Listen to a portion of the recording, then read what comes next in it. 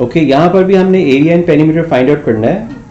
हमारे पास ट्राइंगल्स है लेकिन थोड़ी सी डिफरेंट फॉर्मेशन है इनकी। ये इस ट्राइंगल को हम कहते हैं राइट एंगल ट्राइंगल, क्योंकि इसमें एक 90 डिग्री का एंगल आ रहा होता है। और ये वाली राइट एंगल ट्राइंगल नहीं है, ये दूसरी एक सिंपल सी ट्राइंगल है, जैसे जस्ट लाइक एन इक्विलेटरल। लेकिन यहाँ पे ये आइसोसेलेस है क्योंकि ये जो साइड है ये इसके इक्वल है।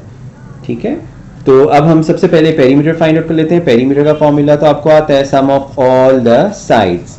तो सम कर लेते हैं हम ऑल द साइड्स का। हमारे पास यहाँ से चलना शुरू करें किसी भी कॉर्नर से, 2, 3 एंड 5। तो हम इन सारी चीज़ों को ऐड अप कर लेते हैं। तो मेरे पास आंसर आ गया 10 cm।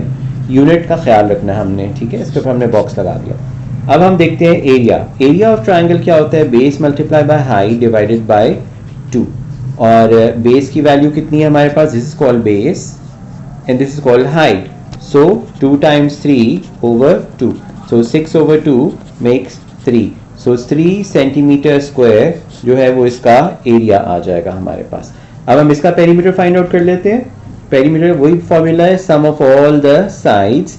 तो कहीं से भी कॉर्नर से चलना शुरू करते हैं, यहाँ से चलना शुरू कर लेते हैं, 4, 4 एंड 2। तो ये सारी साइड्स को हम प्लस कर लेते हैं। हमारे पास जो आंसर आ गया दैट इज 10 cm। राइट, अब हमने अगर इसका एरिया ढूंढना है तो base time height over 2।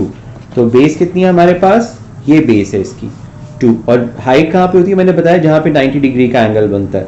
So this is called height, कि वो ट्राइंगल कितनी ऊंची है। सो 2 times 3 divided by 2, 6 divided by 2, answer comes 3 centimetre square. इनके आंसर्स एक जैसे ही आ रहे हैं, मतलब मेजरमेंट्स ऑफ कोर्स डिफरेंट थी इनकी। अब ये भी एक कंपाउंड शेप है लेकिन इसमें हमने दरमियान में लाइन ड्रॉ नहीं की हुई। अगर इस तरह की कोई शेप आ जाती है जिसमें लाइन ड्रॉ नहीं है तो हम खुद ही उसको छोटे सेगमेंट्स में कन्वर्ट कर लेते हैं। अगर मैं यहाँ पे इसकी एक लाइन ड्रॉ कर लूँ तो यहाँ पे मेरे पास ये एक रेक्टेंगल 1 हो गई और ये एक रेक्टेंगल 2 हो गई। इस रेक्टेंगल की लेंथ 5 और इसकी विड्थ कितनी है? 3। इसकी लेंथ इधर है, ये वाली इसकी लेंथ नहीं है, ये यहाँ से यहाँ तक जा रही है। ठीक है, हमें चाहिए सिर्फ यहाँ से यहाँ तक। ठीक है, ये वाला चाहिए, ये वाला पीस चाहिए हमें। ठीक है, यहाँ से यहाँ तक। तो हम देखेंगे किस तरह से। भाई यहाँ से यहाँ तक टोटल तो 15 था, अगर ये वाला पीस मैं 3 माइनस कर देता हूँ तो फिर ये वाला कितना रह गया मेरे पास? 12 रह गया। तो अगर ये 12 है तो फिर ये भी 12 होगा। ठीक है ना, फिर से बता देता हूँ, यहाँ से यहाँ तक 15 है, इधर से इधर तक 3 है, चूंकि ये ऑपोजिट 3 है ना, इसके मैंने मेंशन कर दिया। और फिर ये 3 + 12 इज 15। तो दैट मीन्स 3 + 12, फिर ये टोटल 15 बन जाता है यहाँ से यहाँ तक। तो अगर ये मेरे पास 12 है तो फिर ये ऑपोजिट वाला भी 12 है। इस तरह से मैं इसकी लेंथ फाइंड आउट कर लूँगा। अब हमारे पास क्या होगा? इन दोनों की लेंथ और विड्थ यहाँ पे 2 आ गई। ठीक है जी। अब मैंने एक और चीज़ यहाँ पे देखनी है कि इसका जो है वो पेरीमीटर जो है वो किस तरह से होगा। ये देख लेते हैं हमारे पास। और पेरीमीटर के लिए कौन कौन सी साइड जो मिसिंग है। ये एक साइड, ये सेगमेंट मेरे पास मिसिंग लग रहा है ना, ये वाला। ये कितनी है? यहाँ से यहाँ तक। तो इसके ऑपोजिट देख लेते हैं ना, यहाँ से यहाँ तक पूरा 5 था, तो इसका मतलब है यहाँ से यहाँ तक कितना होगा? ये वाला सेगमेंट कितना है? अगर मुझे ये पता लग जाए तो फिर मैं ये वाला ऊपर वाला पार्ट फाइंड आउट कर सकता हूँ। तो ये कितना है? इसके बिल्कुल ऑपोजिट देखिए, ये 3 है तो फिर ये वाला भी 3 होगा। अगर यहाँ से यहाँ तक 3 है तो फिर ऊपर वाला कितना होगा? 2। क्यों? क्योंकि 3 + 2 5 होता है और इसके ऑपोजिट वाला भी टोटल 5 है। तो हमने इसके बिल्कुल पैरेलल देखना होता है।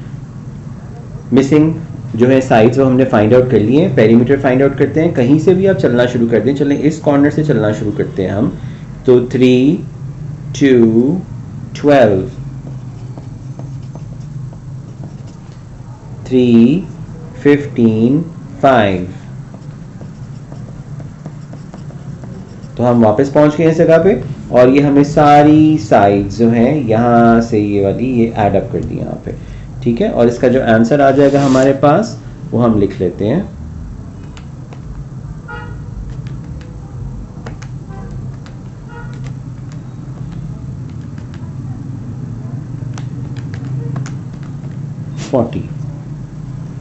$40 m मीटर।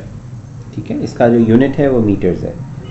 अब हमने इसका एरिया फाइंड आउट करना है। तो एरिया में हमने देखा हमारे पास 2 हैं, एक R1 है और एक R2 है। इन दोनों को मुझे सम करना पड़ेगा। तो लेंथ टाइम विड्थ इसका formula plus length times width इसका फॉर्मूला। इसका लेंथ टाइम विड्थ R1 का कितना है? 5 and 3 और इसका कितना है 12 टाइम्स 3, 15 प्लस 36। आंसर मेरे पास क्या आ गया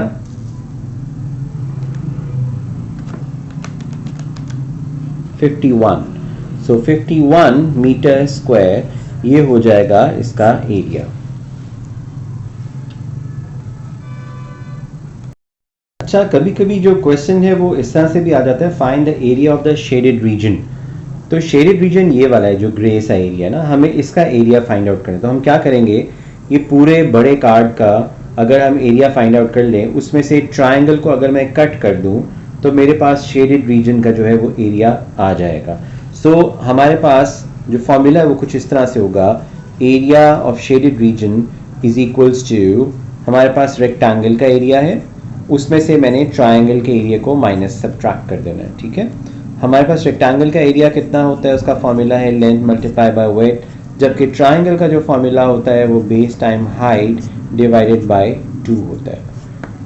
लेंथ एंड विड्थ, ट्राइंगल की लेंथ कितनी है यहाँ से यहाँ तक 12 और विड्थ कितनी है 8, सो 12 टाइम्स 8 माइनस बेस कितनी है ट्राइंगल की 6 और हाइट कितनी है, हाइट ये होती है ना, ये ट्राइंगल कितनी ऊंची है जहाँ पे 90 डिग्री, तो आप ये देखें इसके बिल्कुल ऑपोजिट ही 8 है, तो फिर ऑब्वियसली ये भी 8 होगा, हाइट उसकी 8 है, तो इसलिए बेस हमारे पास आ गई 6, हाइट आ गई हमारे पास 8 divided by 2, right.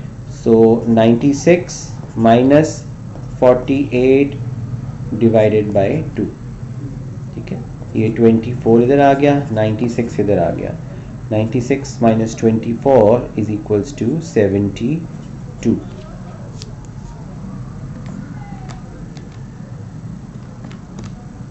Right? So this is the way how we can find the area of the shaded region. और इसके साथ जो यूनिट आएगा that would be meter. This is meter square. ठीक है, चूंकि मीटर में है और एरिया के ऊपर स्क्वायर आता है, हम प्लेस करते हैं स्क्वायर का जो है साइन, तो इसलिए 72 मीटर स्क्वायर इसका एरिया हो जाएगा।